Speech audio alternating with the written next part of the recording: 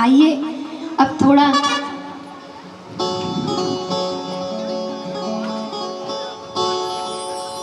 मैं ले लो शरण आपकी आया हूँ। द्वारे द्वारे करी दंडवत जग से नाच नचाया हूँ। द्वारे द्वारे करी दंडवत जग से नाच नचाया हूँ। भक्त गुरुवर शरण में ले लो शरण आपकी आया हूँ। भक्त गुरुवर शरण में ले लो शरण आपकी आया हूँ।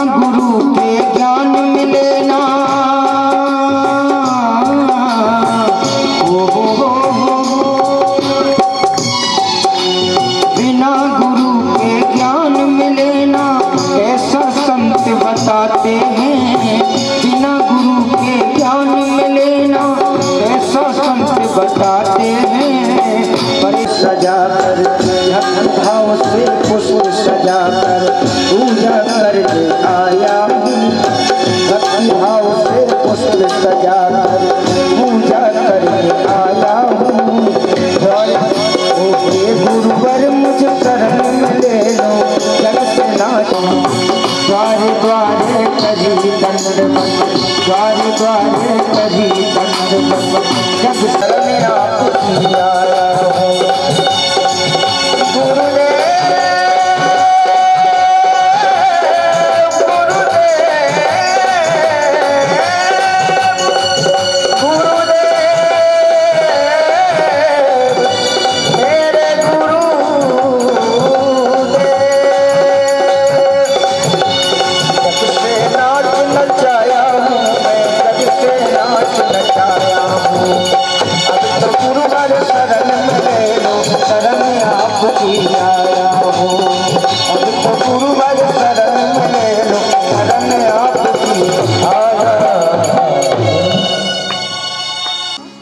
सनत कुमारों से कथा कैसे श्रवण कर ली।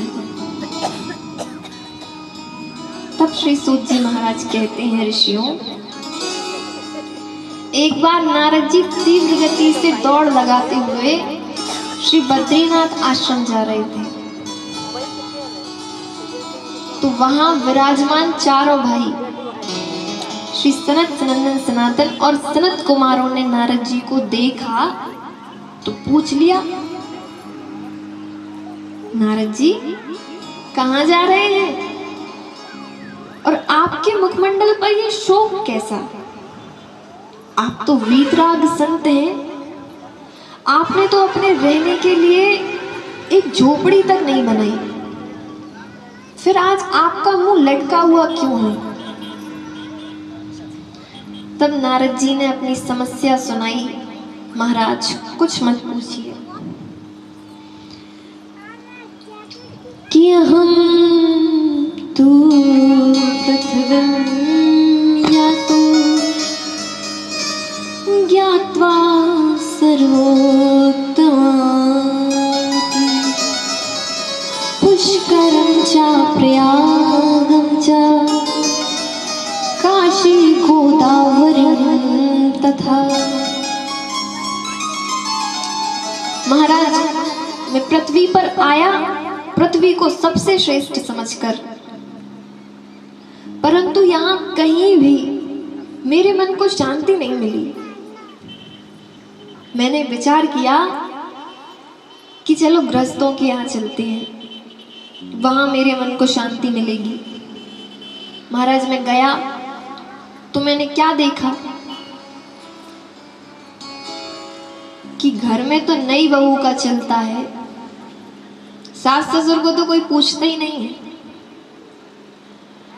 कि तरुणी प्रभु तागे श्लाय को बुद्धिदायका। घर में नई बहू का चलता है और सास ससुर को कोई पूछता नहीं है।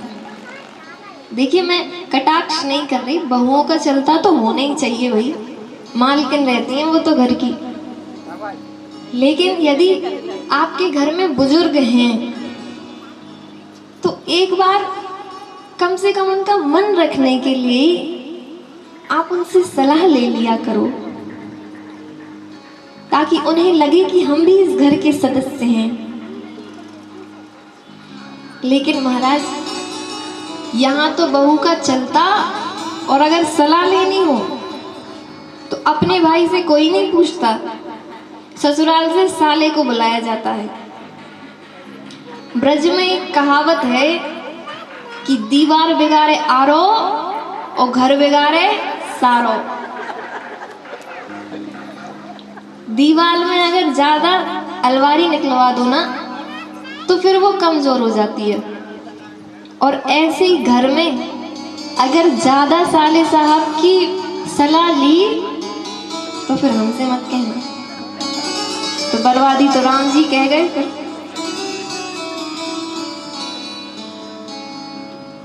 देखिए इसका सबसे बड़ा उदाहरण महाभारत के युद्ध में मिलता है। मामा शकुनी की कृपा से क्या क्या विध्वंस हुआ पूरे कुरुकुल में सब जानते हैं।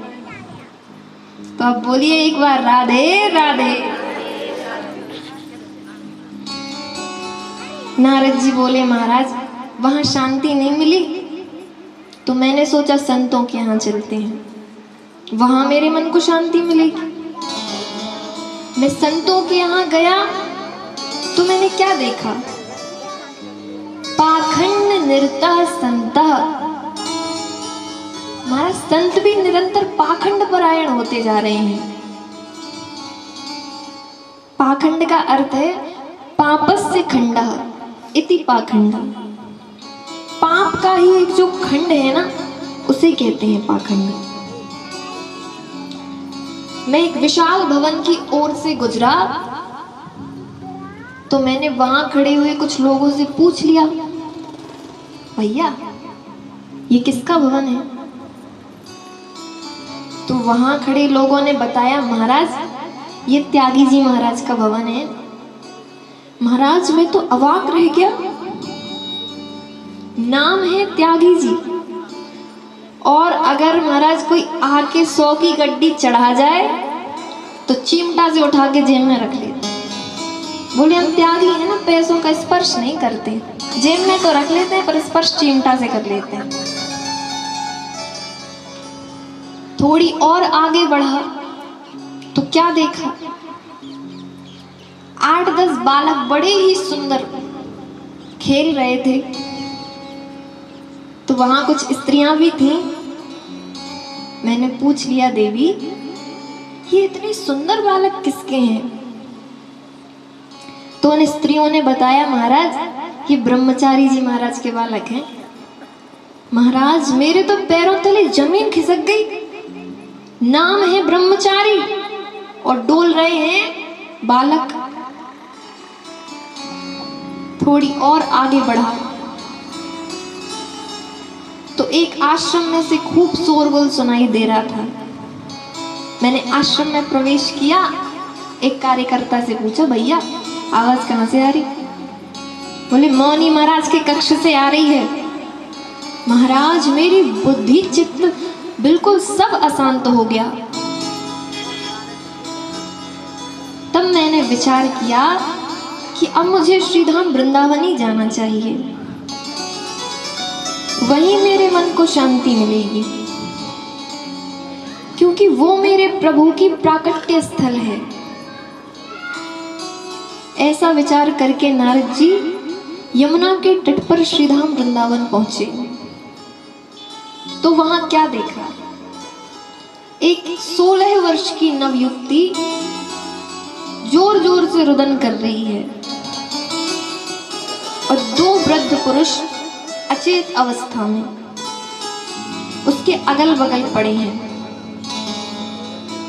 तमाम लोगों का हजम्मा लगा है, कोई उसे पानी पिला रहा है, कोई समझा रहा है। तो नारद जी को लगा कि मैं जाके पूछाऊं कि देवी क्यों रो रही हो, लेकिन अगले ही क्षण नारद जी का विचार बदल गया। बोले कहीं ऐसा ना हो कि हम जाएं, हम पूछ लें कि देवी क्यों रो रही, तो कहीं यही ना कह दे कि हाँ महाराज हम हंसे चाहे रोए तुमसे मतलब। देवी तो देवी। नारद जी जाने लगे वापस। इतने में उस स्त्री ने आवाज लगाई, महाराज कहाँ जा रहे हैं? मैंने सुना है कि जिसे एक बार अपने जीवन में संतों का दर्शन हो जाए फिर उसके जीवन के समस्त ताप नष्ट हो जाते हैं। मैंने ऐसा सुना है। नारद जी बोले देवी क्या कष्ट है तुम्हें, मुझे बताओ। और ये जो 2 वृद्ध पुरुष अचेत अवस्था में पड़े हैं ये कौन है? तुम क्यों रो रही हो? तब उस स्त्री ने अपना परिचय देते हुए कहा, महाराज मैं भक्ति के नाम से विख्यात हूं और ये जो वृद्ध पुरुष अचेत अवस्था में मेरे बगल में पड़े हैं ना, ये मेरे बच्चे हैं। हे प्रभु समय की विडंबना तो देखिए, माँ तो नवयुवती बनी बैठी है पर दोनों बालक समय से पहले ही वृद्ध हो गए। यही मेरे दुख का कारण है।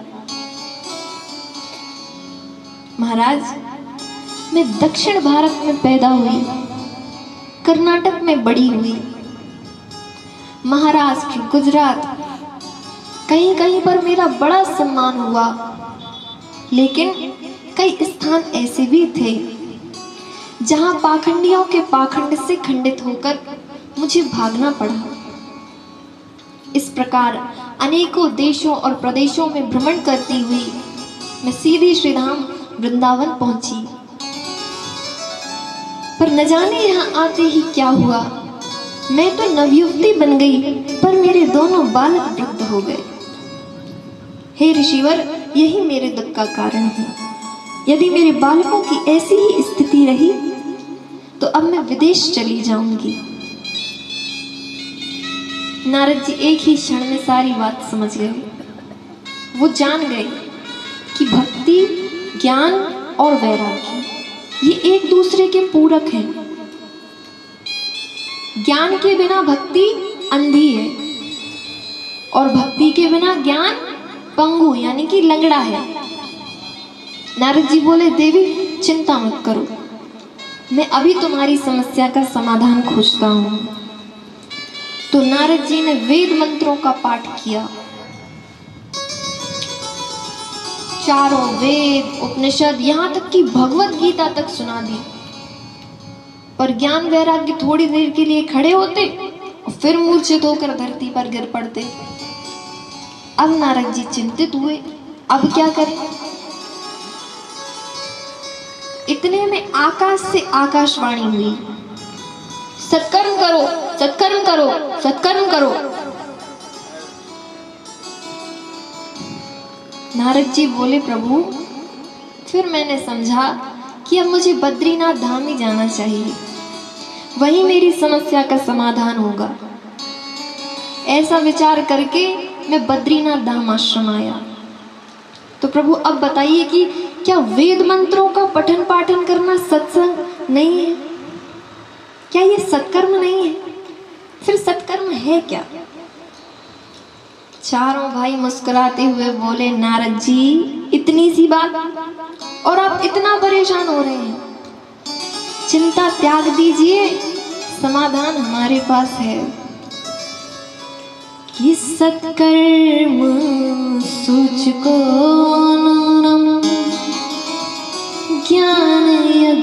स्मृतोधये।